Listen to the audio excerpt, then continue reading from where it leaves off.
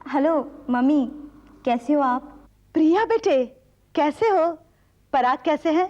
वो सब बात रहने दो, पहले ये बताओ कि भाभी कैसी है, क्या हुआ उन्हें?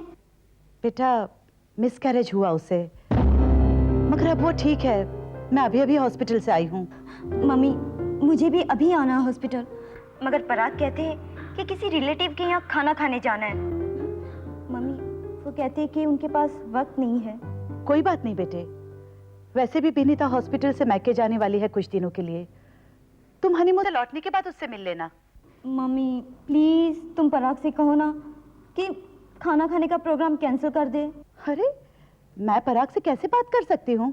क्यों नहीं कह सकती? हाँ, आखिर मर्सिडीज हम ही देगी ना उन्हें। देखो प्रिया, बिना सोचे समझे मत बोला करो। मम्मी, मैं आपको बाद में फोन करती हूँ। बाय।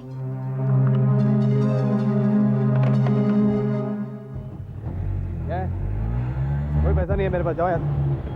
साहब, आपने कहा था कि बख्शीश देंगे आप। अरे दे देंगे पैसा, जो ऑफिस आप था, कल आके ले जाना।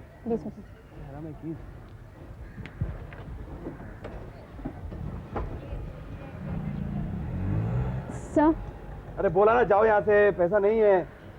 कहाँ? अरे जहाँ जाना है जाओ ना यार, एक तो भीख मांगते हो, ऊपर से दादागिरी करते हैं। How dare you? You brute, you bloody swine! तुमने मुझे भिखारी कहा? I'm sorry, मैं आपसे बात नहीं कर रहा था। बड़े बाप की औलाद, बड़े-बड़े गाड़ियों में घूमते हो तो किसी से कुछ भी कह लोगे तुम? You disrespectful snob! अरे अरे, देखिए आप तो कुछ भी बोलती जा रही, मैं तो आपको पहचानता भी नहीं। देखिए, मैं भीख मांगने नहीं आई थी, मुझे आपसे कुछ काम था बस। इस तरह गालियाँ देकर आप काम करती हैं? ऐसे गालियाँ देकर काम करेंगी तो कहीं काम नहीं बनेगा आपका। अरे आपके साथ काम कौन करना चाहता है? मैं तो सिर्फ एड एजेंसी से आई थी। शायद आज तुम्हारे साथ मेरा अपॉइंटमेंट था नहीं? एक तो अपॉइंटमेंट के वक्त जाते हो, ऊपर से मुझे भिखारी कहते हो तुम? आप जैसी बदतमीज लड़की जिस एड एजेंसी में काम करती हो, उस एड एजेंसी को मैं अपनी कंपनी का कॉन्ट्रैक्ट तो क्या कोई काम पे नहीं दूंगा। बदतमीज मैं नहीं, तुम हो रितेश भिमानी। और तुम्हारी कंपनी में कौन काम करना चाहता है? ऐसे कंपनी में तो थूकूंगी भी नहीं मैं। Leave right now. Get out from here. Yes, I'm going. Who wants to stay here?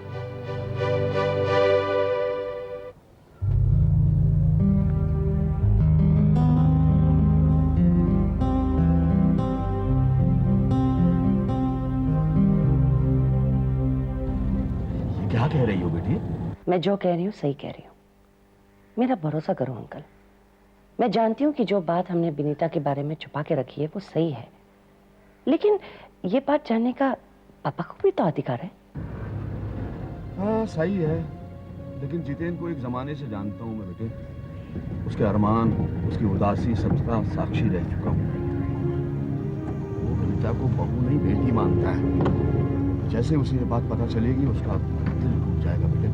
और मैं ये दिखावा और नहीं कर सकती uncle. After all it's not right. और फिर ये बात कितने दिनों तक छिपी रहेगी? Till the time is right. और ये कौन तय करेगा, आप या मैं? नहीं, हम में से कोई नहीं। ये तो वक्त ही बताएगा कि वक्त सही है या नहीं।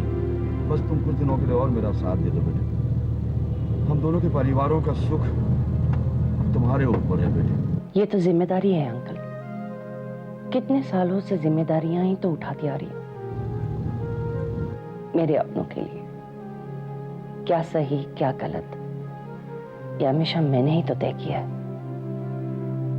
लेकिन पता नहीं क्यों इस बार।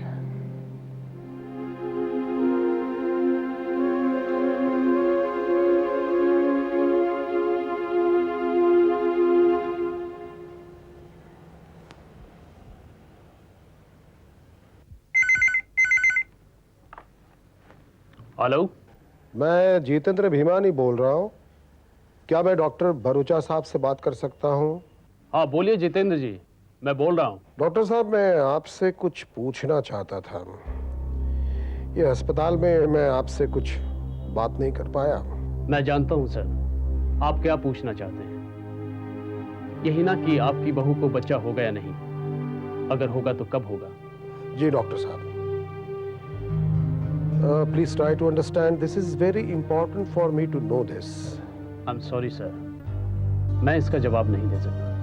इसका जवाब आपको आपका बेटा ही दे सकता है। डॉक्टर साहब, हमने सुना है कि आपको अपनी खुद की रिसर्च इंस्टीट्यूट और मैटरनिटी सर्जिकल वार्ड शुरू करना है। जी हाँ। लेकिन आप कहना क्या चाहते हैं सर? मैं कहना यह चाहता हूं कि मेरे इस सवाल का जवाब मैं खरीदना चाहता हूं। काश कि मैं जवाब भेज पाता sir. I am very sorry sir. क्या जवाब चाहिए आपको? अभी तो विनीता का ऑपरेशन हुए 1 हफ्ता भी नहीं गुजरा और अभी से उसके बच्चे या प्रेगनेंसी के बारे में सोचना ज्यादती है। मैं जानता हूं जानकी, जानता हूं मैं, लेकिन रितेश और विनीता के सामने ये सारी बातें मैं नहीं कर सकता। मैं सिर्फ इतना जानना चाहता हूं कि मुझे और कितना इंतजार करना होगा। जब इंतजार करना ही है तो कितना करना है ये जानकर क्या मिलेगा? बात वो नहीं है जानकी, लेकिन अंदर डर सा लगता है कहीं ऐसा ना हो कि ये इंतजार का वक्त मेरी उम्र से लंबा हो। उम्मीद हो, इंतजार हो या और कुछ, उम्र खत्म हो जाने के बाद सब कुछ खत्म हो जाता है। उम्र से लंबा कुछ नहीं होता। फिर बेसब्री से क्या फायदा? फिर जब मैं चाबियां ढूंढने लगा तो पीछे से एक आवाज आई, बाबा पैसे दे दो। मुझे गुस्सा आया, मैंने कहा कि जाओ यहाँ से, मेरे पास पैसे नहीं है इस वक्त, चले जाओ यहाँ से, कल आना। मुझे लगा कि वो औरत चली गई होगी, लेकिन कुछ देर बाद दोबारा आवाज आई, बाबा पैसा दे दो। मुझे बहुत गुस्सा आया, मैं और जोर से चिल्लाया कि चले जाओ यहाँ से, मेरे पास पैसे नहीं है, जाओ, मैं पहले से ही बहुत परेशान हूँ। मुझे लगा कि वो औरत चली गई होगी, लेकिन कुछ देर बाद फिर आवाज आई, सर मुझे लगा कि वही औरत है, इसलिए मैं दोबारा जोर से चिल्ला उठा, जाओ जाओ जाओ, पैसे नहीं है, कहा ना कितनी बार, चली जाओ यहाँ से। लेकिन जब मैं पलटा तो देखा वहां पर वो औरत नहीं थी, कोई और लड़की खड़ी थी। वो मतलब जब मैंने उस पर चिल्लाया, उससे नेचुरली मुझ पर गुस्सा आ गया होगा, मुझे गालियां देने लगी। मेरी समझ में नहीं आया कि कौन है और ये सब कैसे हो गया। और मैं विनीता, हाँ तुम सुन रही हो ना मैं क्या कह रहा हूँ? हाँ हाँ, वो कोई गालियां दे रहा था ना। तुम्हारा ध्यान कहाँ रहता है आजकल? अच्छा, ये डॉक्टर ने क्या कहा है, ये स्टिचेस कब तक खुलेंगे? ऑपरेशन के 7 दिन बाद स्टिचेस निकलते हैं रितेश। इसका मतलब तब तक तुम्हें यहीं रहना होगा। ठीक है, मैं रात को तुम्हें दोबारा मिलने आता हूँ। अब तुम सो जाओ,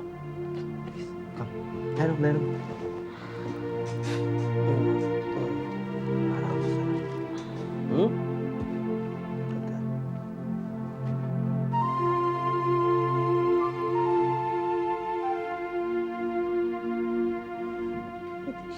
क्या हुआ?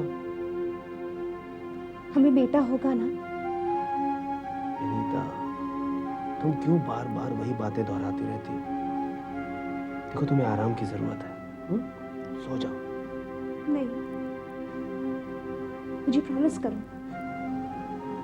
हमें बेटा होगा ना, फिर मैं आराम से सो जाऊंगी। I promise. आई प्रॉमिस, बेटा होगा। सो जाओ।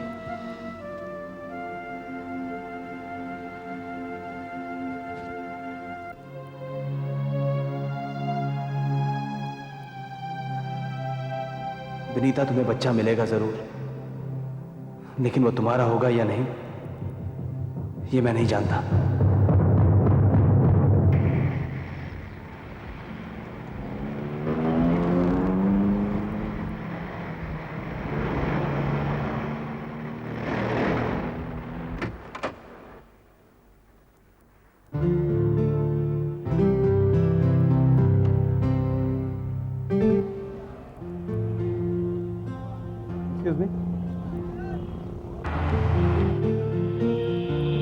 आज सुबह जो गलतफहमी हो गई थी उसके लिए मैं माफी मांगना चाहता हूँ।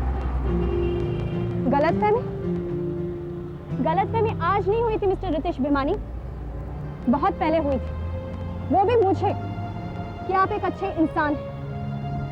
और आपको भी एक गलतफहमी हुई थी जब आप पैदा हुए कि आप भिमानी इंडस्ट्रीज के भिमानी हैं। आप किसी के साथ कैसे भी बर्ताव कर सकते हैं।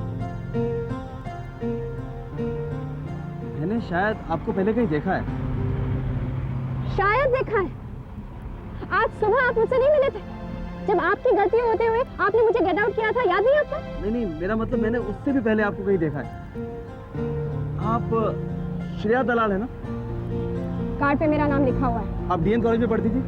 तो अरे तो क्या, मैं भी तो डीएन कॉलेज में पढ़ता था, हम दोनों साथ पढ़ा करते थे। Don't you remember? I remember, but you have to remember. आप कहीं जा रही थी आप? मंदिर, भीख मांगने। चलिए ना, मैं आपको छोड़ देता हूँ। I mean, आप कहीं भी जा रही हो, घर या ऑफिस, मैं आपको छोड़ देता हूँ। इसी बहाने मुझे आपसे माफी मांगने का मौका मिल जाए। लेकिन ना मत कीजिए please. Thank you so much. आइए।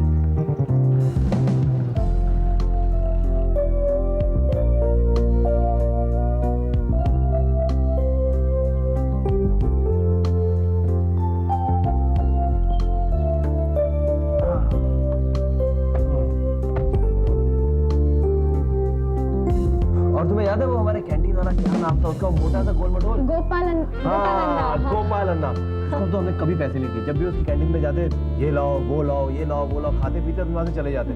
हमेशा पीछे भागता रहे, भाई पैसे तो देके जाओ। दे देंगे। कभी नहीं किसी ने पैसे दिए उसको। I don't know how much he message लगाया तो पता। लो सूप भी आ गया। Thank you. Thank you. Looks appetizing ना? Hope so. अच्छा श्रेया, तुम्हें याद है हमारे कॉलेज में एक प्रोफेसर हुआ करते थे, क्या नाम था उनका, मुझे याद नहीं आ रहा है।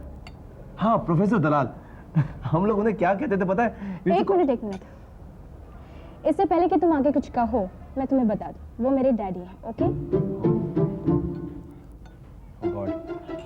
Why oh God? नहीं, कुछ नहीं, वो क्या है, अच्छा हुआ कि तुमने बता दिया कि वो तुम्हारे डैडी है, वरना अगर मैं उनके बारे में कुछ कह देता, तुम यही सूप मेरे सर पर गिरा के यहाँ से चली जाती। ऐसा कहते थे तुम लोग मेरे डैडी के बारे में? नहीं, ऐसा तो नहीं, लेकिन वो anyway, छोड़ो ना। ये बताओ करते क्या आजकल दलाल सर? वॉलंटरी रिटायरमेंट पर है। अपनी एक थीसिस पर काम कर रहे हैं। अच्छा। एक किताब की तैयारी कर रहे हैं। और तुम क्या करती हो? एक्चुअली मैं एक एड एजेंसी के लिए काम करती हूँ, अकाउंट्स एग्जीक्यूटिव। इसी सिलसिले में मैं तुमसे मिलना चाहती थी। Hey, that's great. You know something Shreya, मैं अपनी एक नई कंपनी फ्लोट करने जा रहा हूँ। क्यों ना उसका एडवर्टाइजिंग का काम तुम संभाल लो, कल ऑफिस आ जाना। That's great. एक काम करती हूँ, मैं तुम्हारे सेक्रेटरी से अपॉइंटमेंट ले लूंगी। लेकिन प्लीज दोबारा मुझे पार्किंग लॉट में मत मिलना, और अगर मिले भी ना तो पहचान लेना, for heaven sec please. Shreya, अब तो मैं तुम्हें 50 साल के बाद भी मिलूंगा ना, तब भी पहचान लो। वो क्या था, कॉलेज में कभी हम इतना मिले ही नहीं ना, तुम इतने साल जूनियर थी मुझसे, और फिर हमारे बीच कभी बात भी नहीं हुई। बात नहीं करते थे तो क्या हुआ? 2 साल से तुम मुझे कॉलेज में छुप छुप के देखा जो करते थे। तुम्हें किसने कह दिया कि मैं तुम्हें देखा करता था? मुझे सब पता है, क्योंकि मैं भी तुम्हें छुप छुप के देखा करती थी।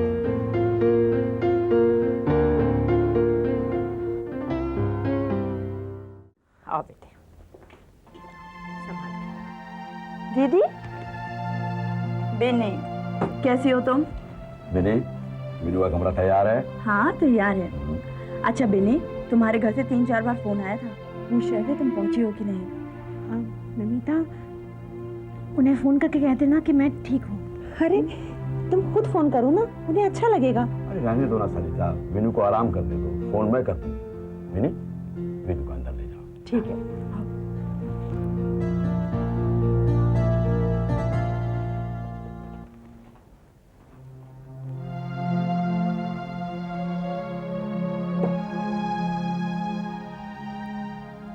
सरिता, मीनू को अभी जल्दीबाजी में कुछ भी बताने की जरूरत नहीं है। देखिए, अभी वो एक दुख सह रही है, अभी उसे बता देंगे तो शायद वो बर्दाश्त कर लेगी। बाद में तो हमारे लिए भी कहना मुश्किल होगा और उसके लिए सुनना भी। नहीं सरिता, ये रितेश का फर्ज है कि वो अपने मुंह से वीनू को ये बात बताए, और ये वीनू का हक है कि वो रितेश के मुंह से ये बात सुने। सरिता,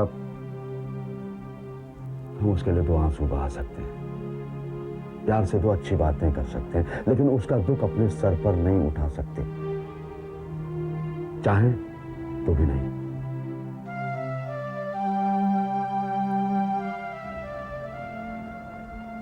समझ रही हो तुम?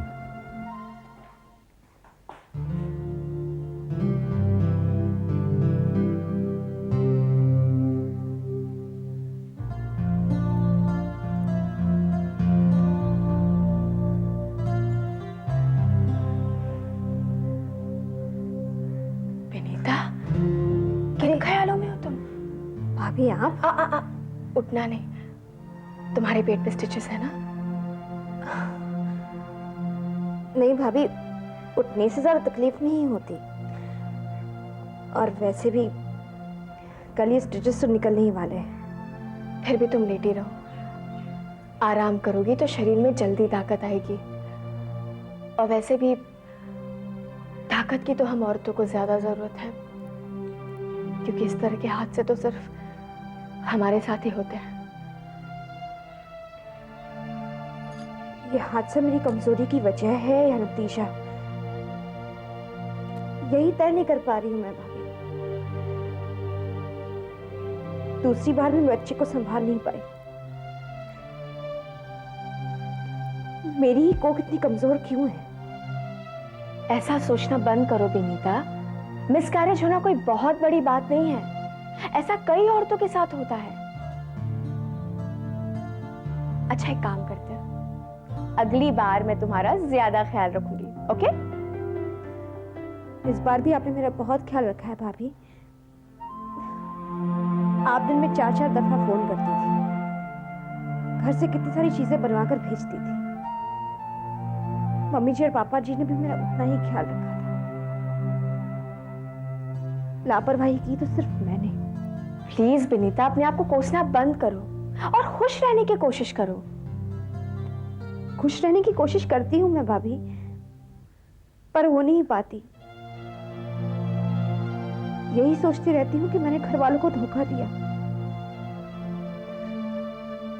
मम्मी जी, पापा जी, रितेश, सब लोगों ने कितनी आशाएं लगा रखी थी इस बच्चे पर।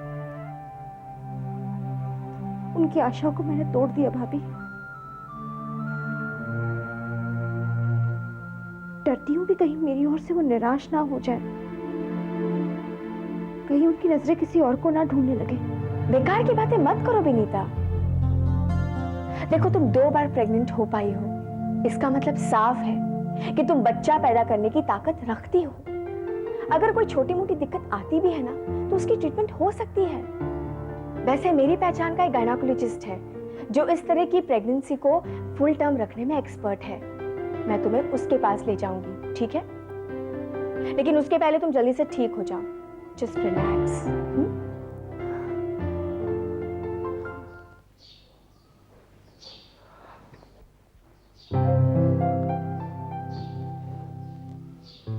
सिखाओ। प्रश्न छोड़ो ना, क्या कर रहे हो?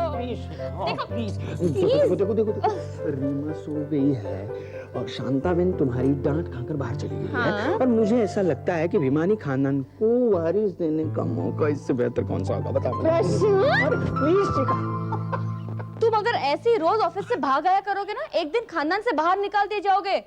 मैं ऑफिस से काम छोड़कर नहीं आया हूँ। मतलब तुमको ऑफिस से ऑलरेडी बाहर निकाल दिया गया है ना? नहीं, मैं रितेश के बिजनेस का काम तमाम करके आया हूँ। क्या कह रहे हो तुम? जो तुम सुन रही हो, तुम मुझे हमेशा सुनाया करती थी ना ऑफिस में तुम्हारी कीमत क्या है। रितेश और मिताली दीदी तुम्हारा हक हड़प लेंगे। रितेश नया बिजनेस शुरू करके तुम्हें डुबो देगा वगैरह वगैरह सुनाती थी ना मुझे। देखो, मेरी सुनाई हुई छोड़ो, तुम अपनी सुनो। रितेश ने मार्केट से 50 करोड़ रुपए लिए थे शिखा। उसके प्लान का 1/3 काम तो हो चुका है। अब तक बैंक की लोन उसके हाथ में भी नहीं आई। और आज क्या?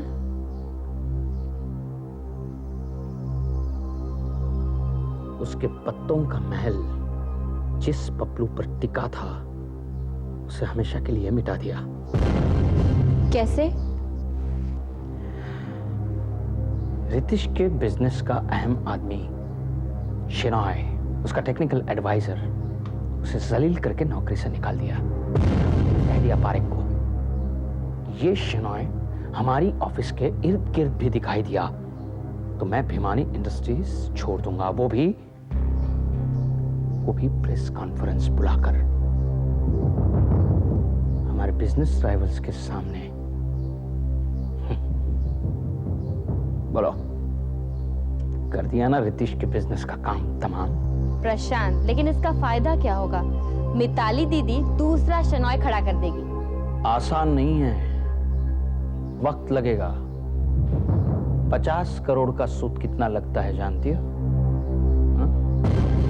जानती हो? नया बिजनेस शुरू करने से पहले ही रितिश मर जाएगा।